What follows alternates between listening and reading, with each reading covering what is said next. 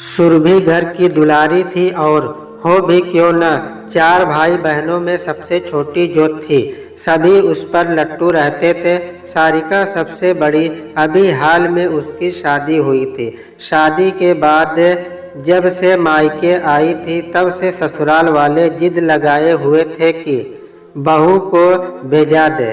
पहले तो लड़के वालों को लड़की पसंद कराने के लिए जमीन आसमान एक करना पड़ता था। 100 ऐब निकाले जाते थे, लेकिन एक बार जो शादी हो जाए दुल्हन को 2-4 दिन भी मायके ठहरने देने में गैर लगता था।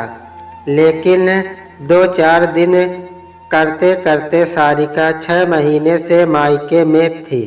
माँ पिताजी अब और कितना टाल मटोल करते, आखिर उन्हें बेटी को उसके ससुराल भेजने पर राजी होना पड़ा। लेकिन सुरभि का क्या करे, वह तो अपनी प्यारी दीदी जिसके साथ हर सुबह और शाम में देखी थी, हर दोपहर और रात बतियाया करती थी, वह दीदी को उससे दूर कहीं और भेजे जाने के नाम पर तुनक उठी थी।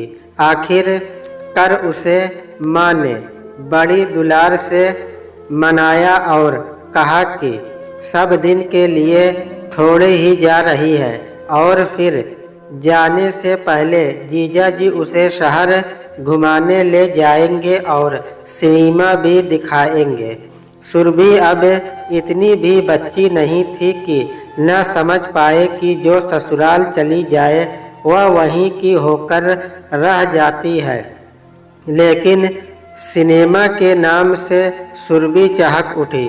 किशोर हो रही सुरभि के मन में कब से था कि वह शहर जाकर सबके साथ सिनेमा देखे, और अभी तो शंकर टॉकीज में सबसे सुपरहिट फिल्म लगी थी मैंने प्यार किया।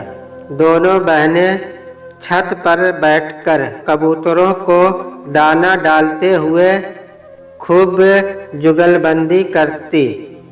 कबूतर जा जा जा, कबूतर जा जा जा। पहले प्यार की विदागी की घड़ी आ गई थी, लेकिन विदा कराने आया था प्रमोद का भाई प्रकाश। गुमसुम प्रकाश आने के साथ भाभी के माता पिता के चरण छुए और उनके कमरे में पलंग पर चुपचाप जाकर बैठ गया। न किसी से बोलना न बतियाना। प्रमोद जीजा को छुट्टी नहीं मिली तो उसके बदले उसके भाई को रस्म के लिए पठा दिया गया। अभी जो विदाई नहीं होती फिर शुभ दिन जल्दी नहीं था। सुरभि को न जाने क्यों अपने साथ हो रहे धोखे का एहसास हुआ। दीदी भी जा रही है और सिनेमा भी नहीं, जीजा के साथ घूमना फिरना भी नहीं। उसका किशोर मन प्रतिकार कर उठा। उसने न आओ देखी न बताओ, सीधा पहुंची प्रकाश के पास। तुम यहाँ आए हो दीदी के लिवाने न? जाओ, सबके तरफ से मैं कहती हूँ कि दीदी तुम्हारे साथ नहीं जाएंगी।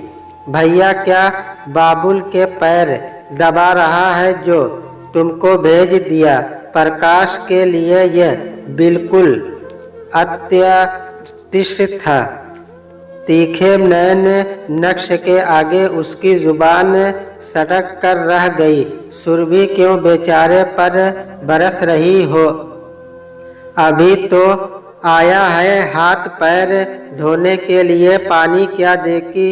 उल्टे थके हारे बेचारा आकर अभी सुसाया भी नहीं है।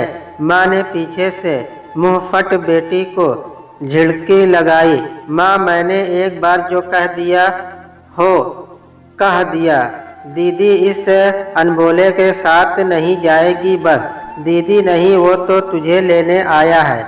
बोलो तो तुम्हें भेज दूँ इसके साथ। मैं जाऊंगी इस ससुर मुँह के साथ।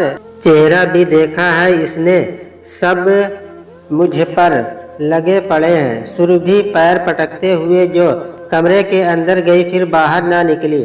घर वाले भी उसके स्वभाव को जानते थे, लिहाजा किसी ने उसे आगे कुछ नहीं कहा।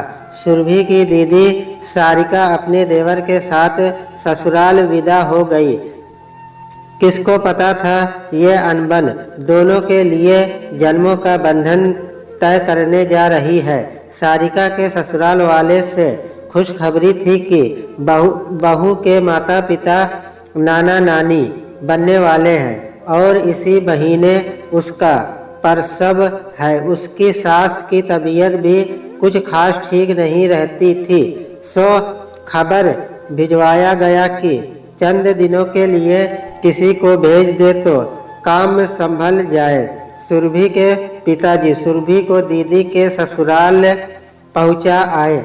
दीदी के मां बनने की खबर से उपजी ममता उसके खिंच पर विजय प्राप्त करने में सफल रही थी। सुरभि दीदी घर का सारा काम करती, दीदी का ख्याल रखती और उसका हाथ बटाने को प्रकाश भी अनवरत एक पैर पर खड़ा रहता। बस दोनों में अभी बात नहीं होती। सुरभि उसकी दीदी के प्रति प्रकाश की सेवा भावना से द्रवित भी थी, लेकिन वह भी क्या करती। जुबान के तीर तो कब के उसके जुबान से निकल चुके थे और वापस नहीं हो सकते थे। दोनों अपने कर्तव्य पर अड़िग रहे, लेकिन बिना एक दूसरे से एक भी शब्द बात किए।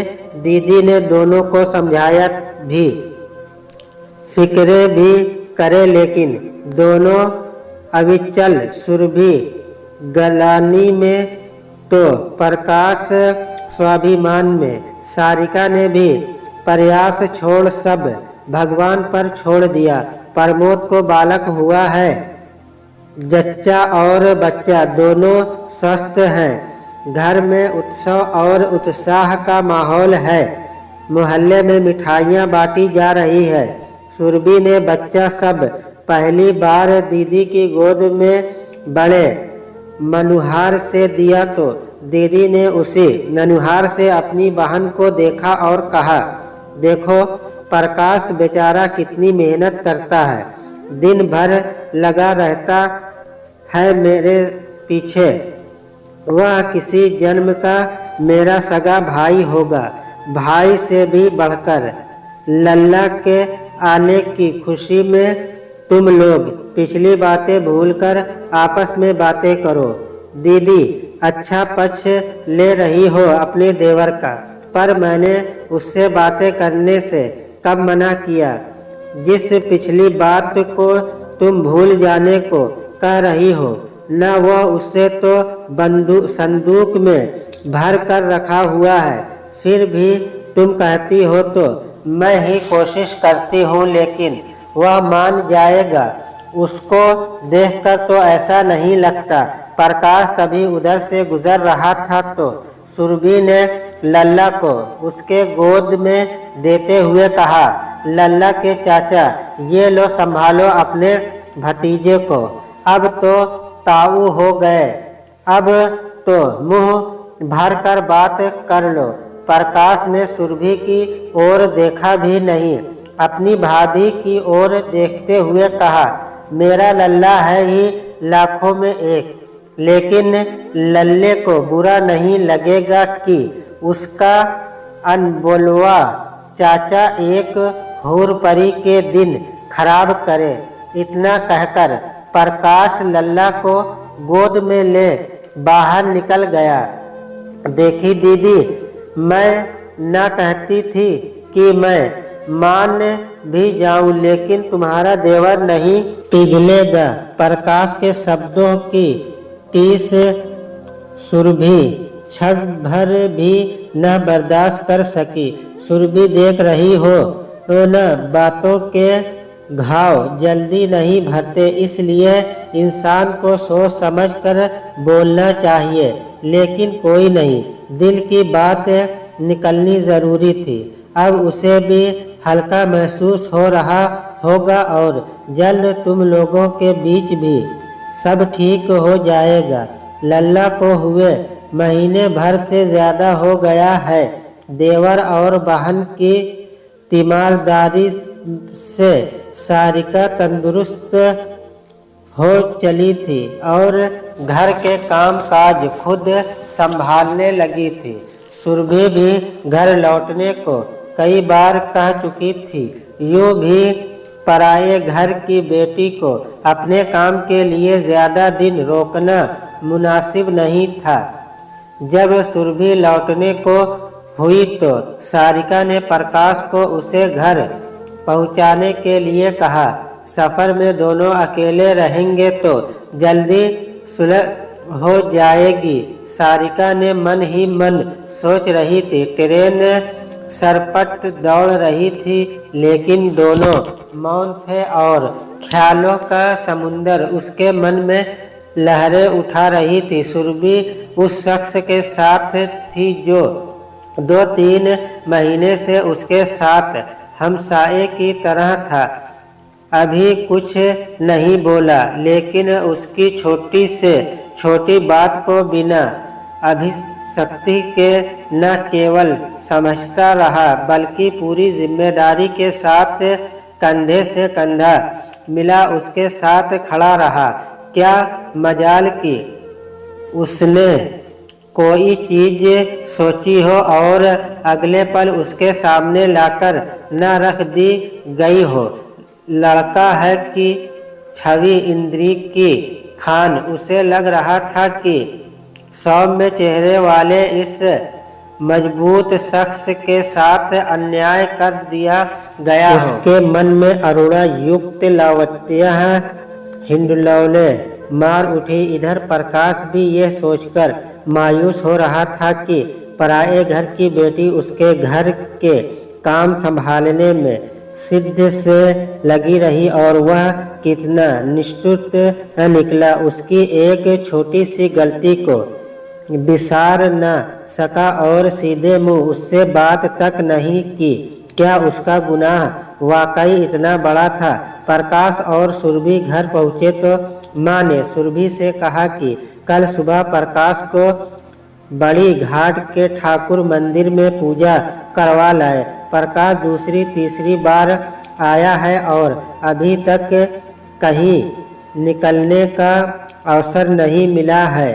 कल सुरभि को देखने लड़के वाले भी आ रहे हैं। प्रकाश कल मेहमानों की परिचर्या कर परसों घर जा सकता है। दोनों अपने अपने कमरे में पड़े हुए हैं और ख्यालों में बेसुध भी। सब कुछ ठीक रहा तो अगले 1-2 महीने में शादी, उसके बाद दोनों अगली बार कब मिले कौन जाने।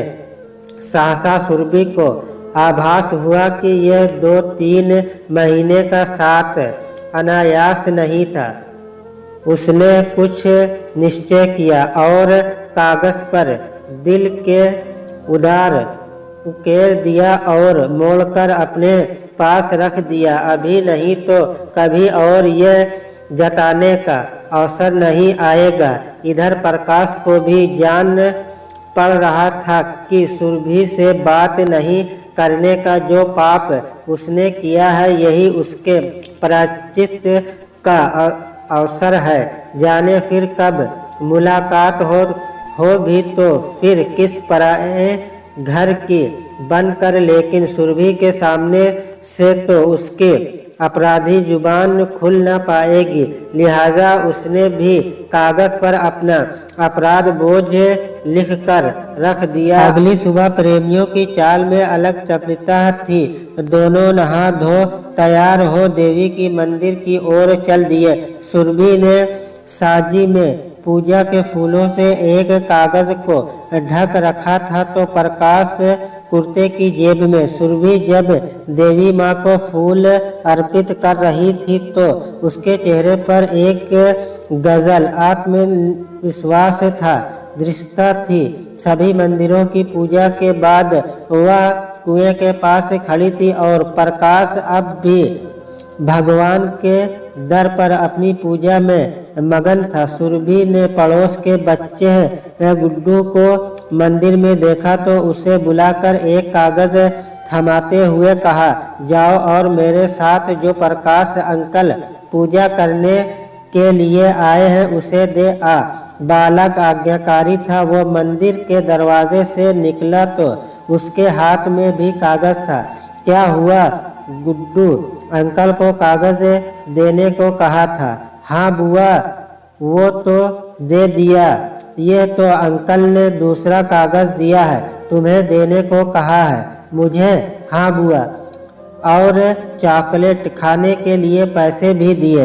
मैं नहीं ले रहा था लेकिन अंकल ने जिद करके दे ही दिया। और अंकल क्या कह रहे थे? बुआ बताऊंगा तो तुम विश्वास नहीं करोगी। वह शिवलिंग पकड़कर रो रहा था और शिवलिंग पर उसका आंसू टप टप गिर रहा था। भला शिवलिंग पकड़कर कोई रोता है? ठीक है गुड्डू, तुम जाओ चॉकलेट ले लो। गुड्डू चहकता हुआ चॉकलेट की दुकान की ओर भागा। सुरभि सोच रही थी, भगवान भी नहीं आते हैं तो किसी को अपना दूत बनाकर भेज देते हैं और उसके लिए यह दूत बनकर आया था। डुग्गू सुरभि कुएं के पीछे बड़े से बरगद के झुरमुट के पीछे जा कागज खोलकर पढ़ने लगी। सुरभि, मैं बहुत गंदा लड़का हूँ, बहुत घमंडी हूँ। मैं जानता हूँ मेरा ये अपराध क्षमा के काबिल नहीं है। मैं कितना गुजरा हुआ हूँ। तुम इतने दिन मेरे लल्ला के लिए भाभी की सेवा की, माँ बाबूजी की सेवा की और मैं मुँह के मेढक दबाए रहा। मैं इतना भी न समझ सका कि कोई अपनी बड़ी बहन के बिछोह में कुछ बोल दे तो उसे दिल से लगाकर नहीं रखना चाहिए। लेकिन ईश्वर जानता है कि मैं तुम्हें कभी भूल नहीं पाऊंगा। हो सके तो मुझे क्षमा कर देना। मुझे तुमसे नज़र मिलाने का भी हक नहीं। तुम्हारा प्रकाश। सुरभि ने एक बार फिर पढ़ा, तुम्हारा प्रकाश। फिर होठों से बुदबुदाई अनाड़ी कही का। थोड़ी देर में उसने किशोर वश प्रकाश को मंदिर से निकलते हुए देखा। उसे देखकर ही लग रहा था कि यह आदमी कहीं से बहुत रोकर थक हार कर अपना सब कुछ लुट पिटा कर आ रहा है। होठ सूखे हुए बाल खड़े और कपसता हुआ चेहरा, उसकी रोनी सूरत देखकर सुरभि ने मन ही मन में सोचा, अब मुझे ही कुछ करना होगा। सुरभि के घर में मेहमान आ गए थे। मेहमानों ने चाय नाश्ता कर लिया है। अब लड़की देखने की बारी है। तभी मेहमानों में से किसी ने मगही पान की फरमाइश कर दी। सारिका के पिताजी को मेहमानों में व्यस्त देखकर माँ ने पड़ोसी को आवाज देते हुए कहा, अरे छुटकी, डुग्गू को जरा भेजना तो मेहमानों के लिए पान मंगवाना है। इतना कहकर वह सुरभि को तैयार कराने के लिए चल दी और जैसे ही सुरभि के कमरे में दाखिल हुए तो सुरभि ने माँ के पैरों को कसकर पकड़ लिया और पैरों से लड़के बिलख कर रोने लगी। उसके आंसू उसकी ही माँ के पैरों को भिगोने लगे। माँ ने पूछा, क्या हुआ बेटी, अब तक तैयार नहीं हुई और रो क्यों रही है? कोई बात हो गई क्या? डुग्गू तभी दाखिल हुआ। बड़ी मम्मी, जल्दी बताओ क्या लाना है? मुझे खेलने जाना है। और ये दीदी क्यों रो रही है? पहले तो प्रकाश अंकल मंदिर में रो रहे थे और अब ये दीदी रो रही है।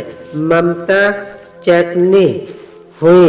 प्रेम अंधा होता है लेकिन ममता चौकस।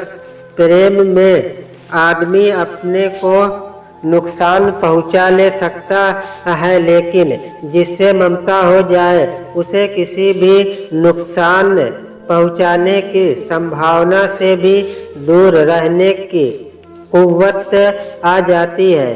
क्या कहा प्रकाश? मंदिर में रो रहा था, मगर क्यों? मैं क्या जानूं? बड़ी मम्मी, दीदी से ही पूछ लो, डुग्गू ने मासूमियत से जवाब दिया। माँ ने तेवर सख्त करते हुए बेटी से पूछा, सुरभि, क्या डुग्गू सही कह रहा है? प्रकाश को तुमने फिर कुछ भला बुरा कहा? और वह मंदिर में क्यों रो रहा था? उसकी तो रोने की नहीं हुई, और दोनों एक दूसरे के लिए रो रहे थे, तो उन्होंने दोनों के अव्यक्त प्रेम पर इतना ही कहा कि इनके बीच जरूर किसी जन्म का संबंध रहा होगा। सुरभि की प्रेम की अर्जी स्वीकार कर ली गई थी।